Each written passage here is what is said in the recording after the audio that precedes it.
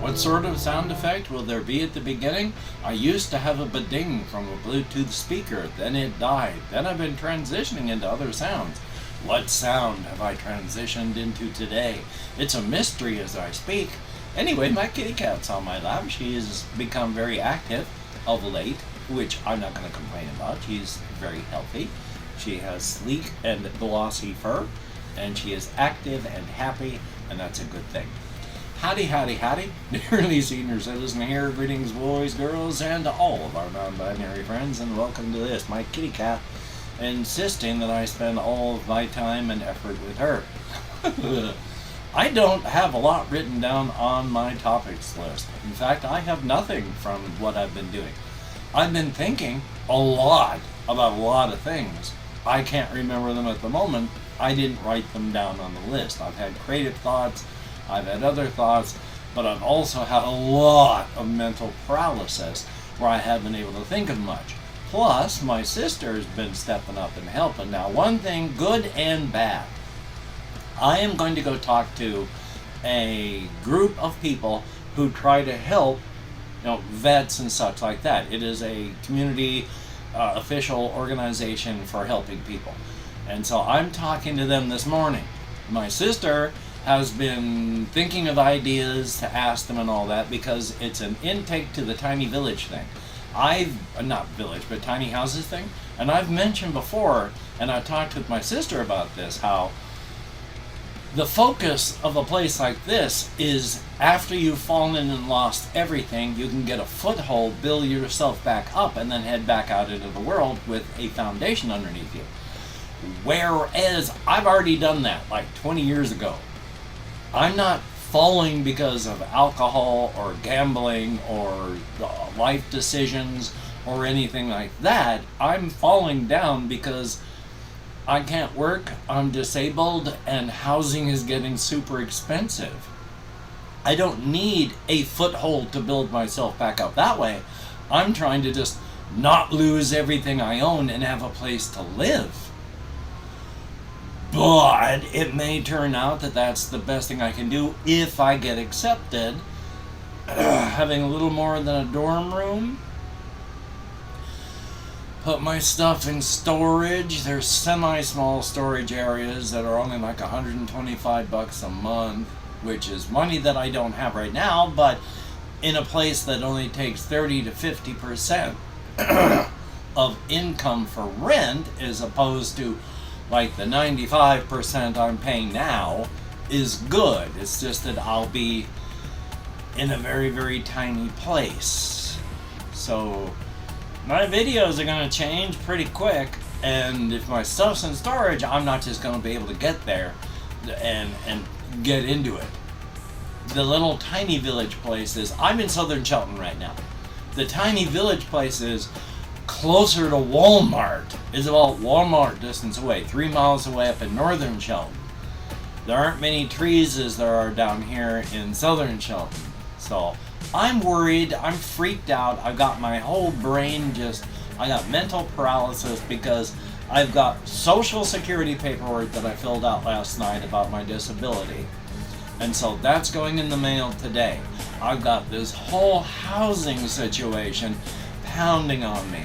And I woke up this morning so sore, my entire body, from my toes to the crown of my head, just hurting. Both arms, massive irritation on all the nerves. I accidentally touched this part of my arm against something solid, and it was not fun. So my nerves are going through a lot of irritation coming out of the tight areas here. I got a lot of calls to make on top of everything else that I'm doing. I gotta call the doctor, and number one, renew my gabapentin, and number two, try and figure out and find out what I'm gonna be able to do about the surgery that I need, where they're gonna core out the vertebrae around my spinal cord and core out the areas where the nerves come out. Yeah, I mean, people don't usually die during anesthetic.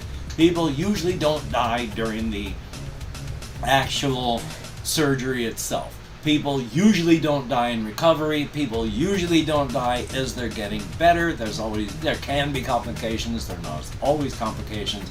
You can still die during that portion of the recovery if something goes wrong. But generally, it's a small portion of people that actually don't survive stuff like this. So I take tiny, tiny little threats that are an actual threat. I mean, not many people die during surgery, but it happens. Not many people die during recovery afterward, but it does happen. So it is a real fear. It's just sitting up on a pedestal, and I got bright lights on it, and it sure looks a lot bigger and scarier than it actually is. So that's one of the reasons I'm about surgery and getting my spinal cord, operated around. So that's fun. So with all of this, I found it difficult to think and write things down, but I have been thinking about lots of stuff. I'm trying to remember this one thing. It's all about the cryptid world. Now, I sort of mentioned this ages back, but in the cryptid world, there is, if you're just a normal human being on our planet, you can have your extra universal genes expressed, where you gain the sight. You can travel via glamours, you can go into the razor's edge, you can go into the inside, and that's a good result if you've got the sight. Not a bad thing at all. If your extra universal chromosomes of the cryptid type express, that's not as good. The more powerful your cryptid vision, the less able you can react to the normal world. You're reacting with and interacting with a world that is not a part of the normal world. And as you gain the ability to interact with that world, you lose the ability to interact meaningfully with the normal world. But still, you can do it. And then there's the third root of power in my setting, which I call the arcana, but it's not really magic or anything like that. It's all the use of extra universal energies and forces. But to do that, you have to have physical alterations to your brain and body, and these occur as you become more powerful. I've mentioned with the cosmic horrors.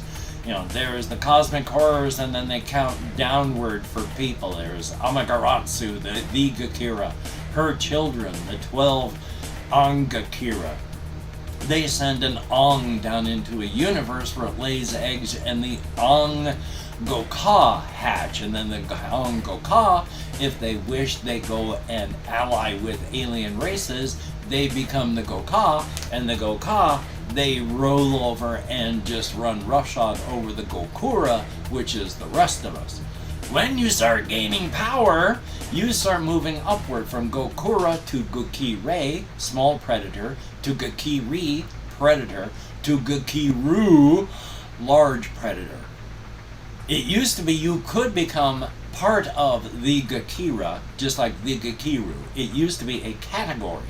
But Dread Amaterasu, of course, I saw a fluff wad of fur flying through the air, and of course it went right and attached to the end of my nose.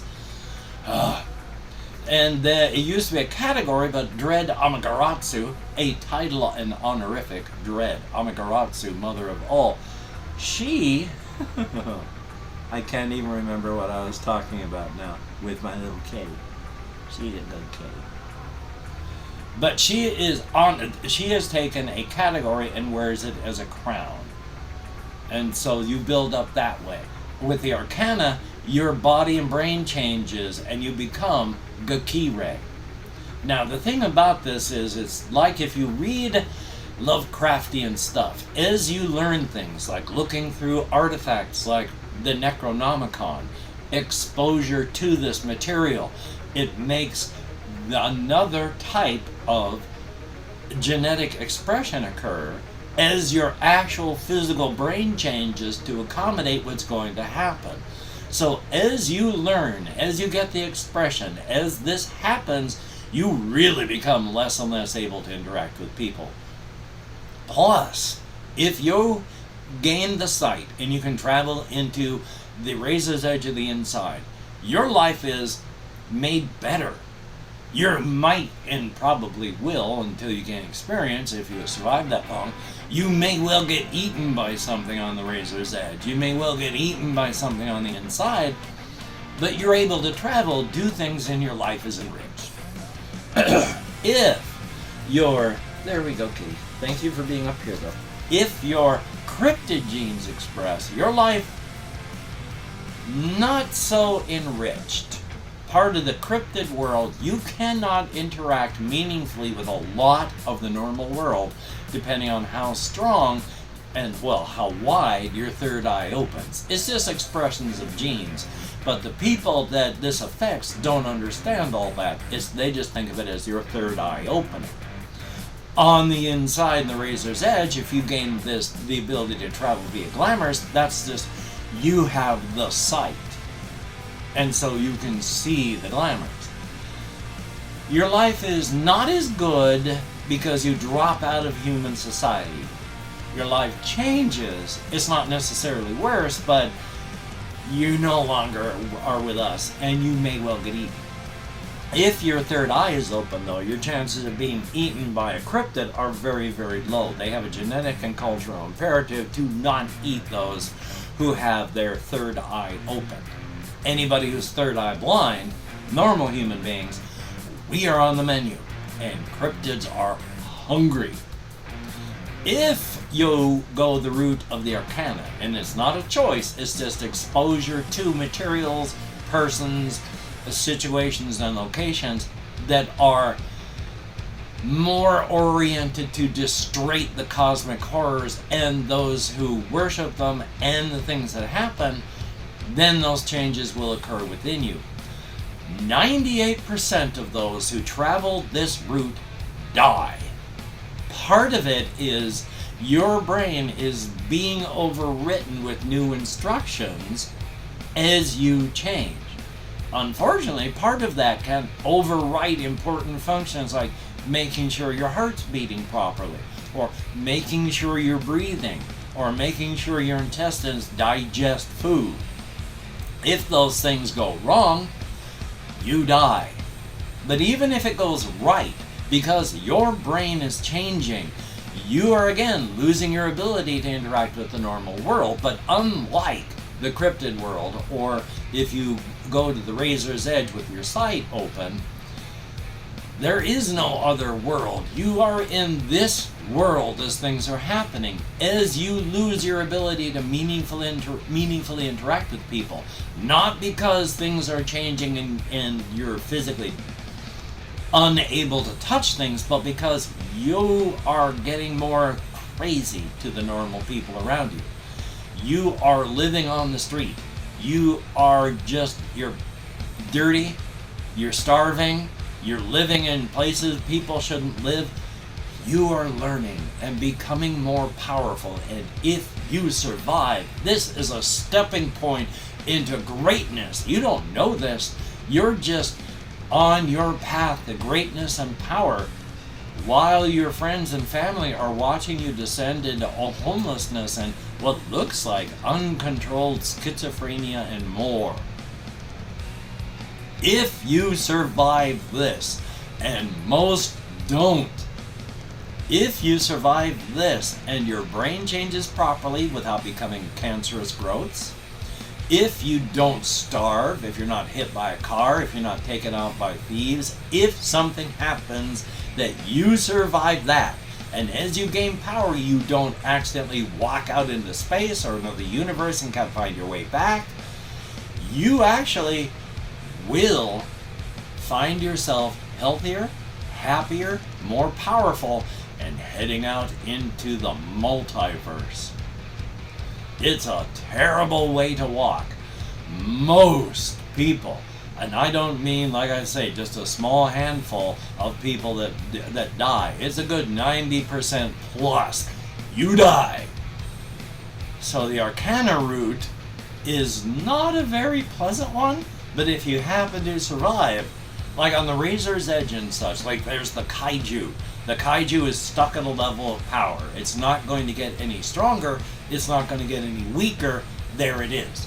The King in Crimson is a powerful being. They have a small range of improvement that they can get to, but that's a small range. Other beings of power have a range that they can improve in, but when they hit that level, they've hit that level and they've stopped.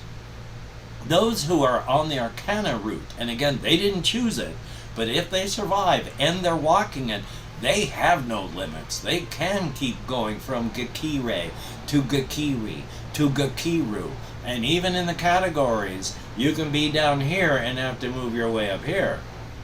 Checking my time.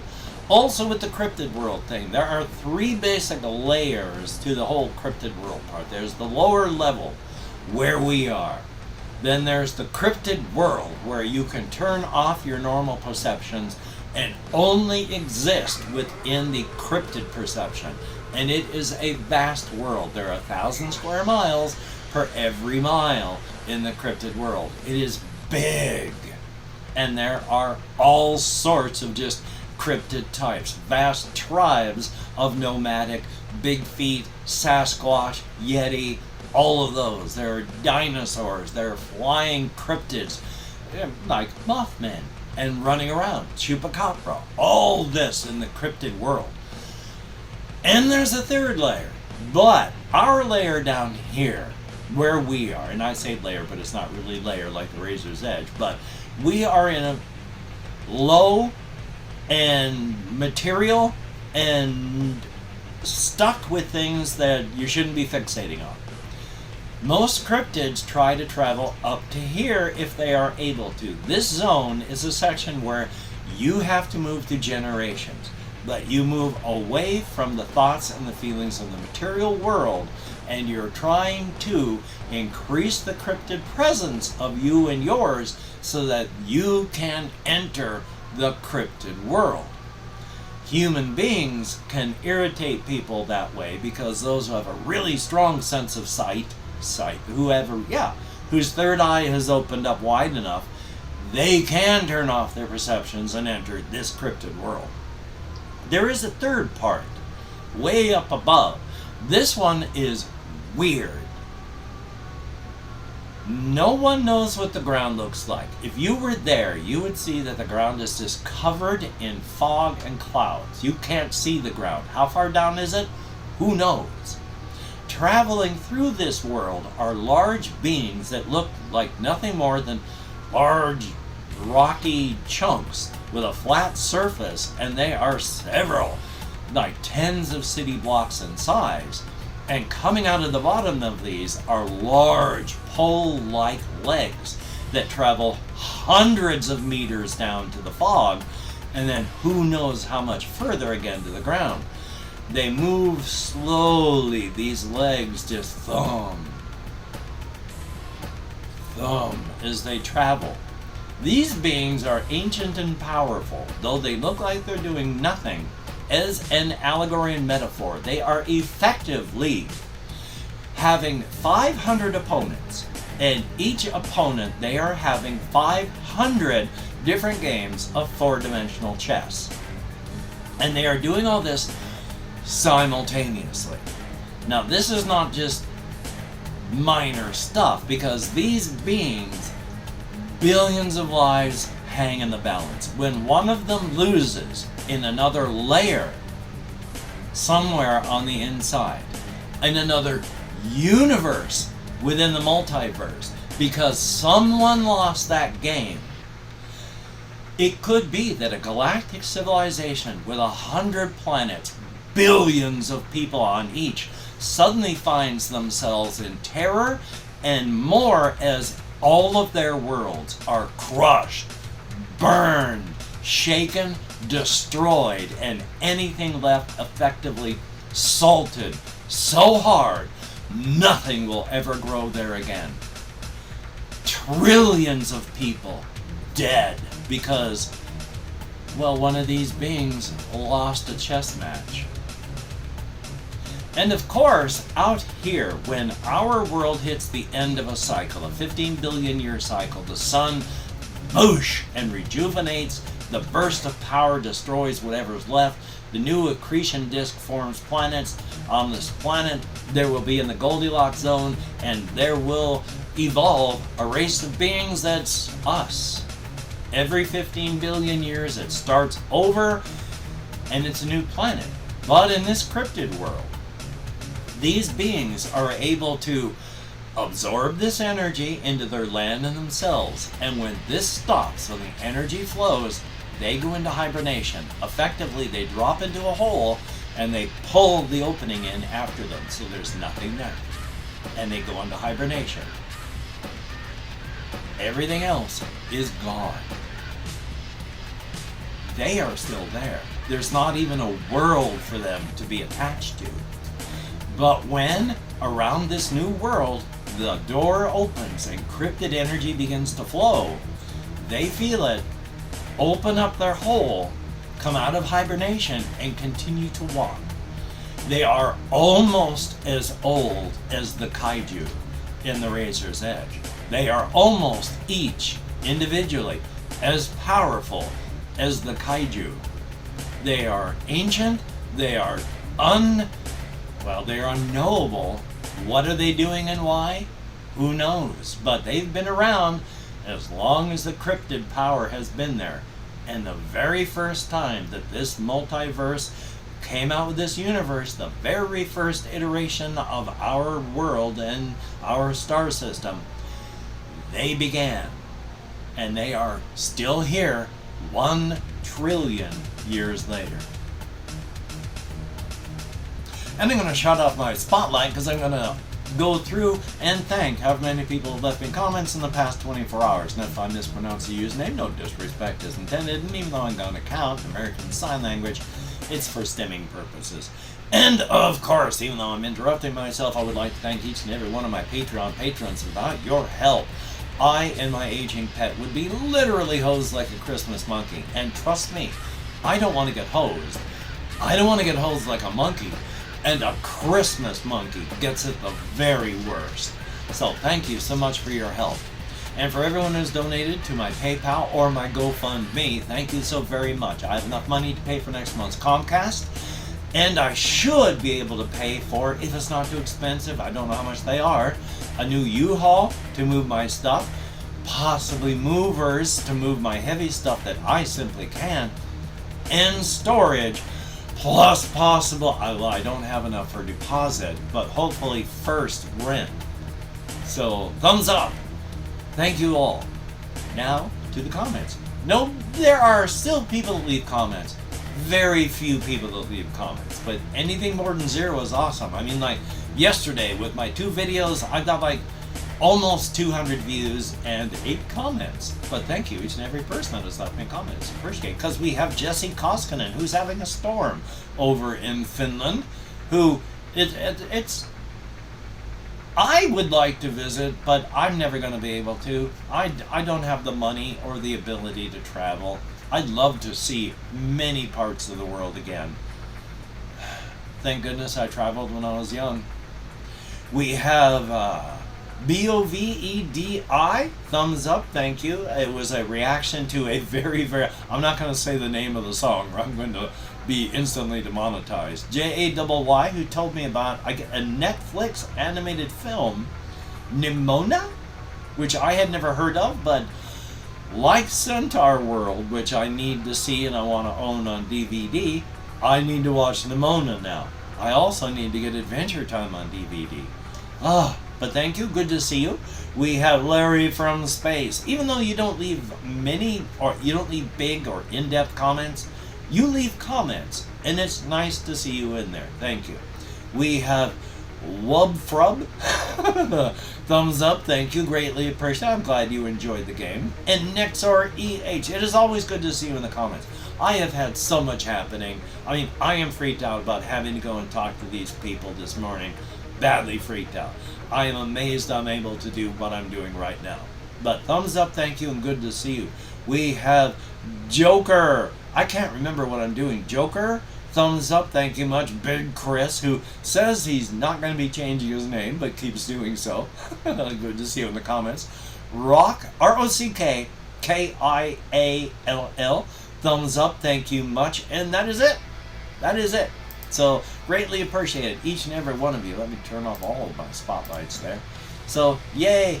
I got a lot to do. I got to drop off my SSI paperwork. I got to go to this meeting and talk to these people. I got to see what's going to go on. My sister's going to be on the phone.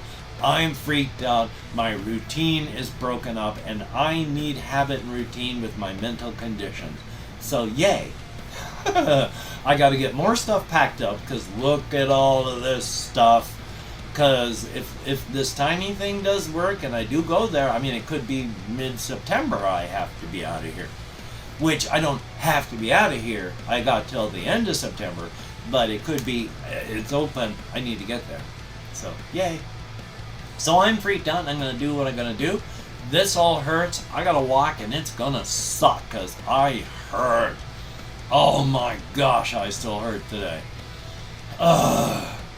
So hopefully you can get done the things that you would like to get done. That would be very, very awesome. So, until we meet again, continue to use your limbs no matter how much they hurt. Use them or lose them. I would rather sit here like this and not do anything. But if I do that, I will never be able to... I won't even be able to... This hurts, but I can do it. And if I don't, I won't be able to. So thumbs up. Still, you take care. Have a great day today. I will see you on the flip side, and that is indeed a very good thing. Yay! Now I have to turn on the controller. Oh, the controller's already on because I'm charging it. This is my original PS4 controller with my original PS4 Pro over there. Oh, it's dusty again. I need to clean that up for proper airflow. But yeah, this is my, it's like, well, whenever the PlayStation 4 came out, like 10 years old. Thumbs up. Anyway, though, I will see you. I'm trying not to damage the circuit board inside because they only USB ports and all those. They just solder them onto the top of the circuit board. You can break them off easily. Joy.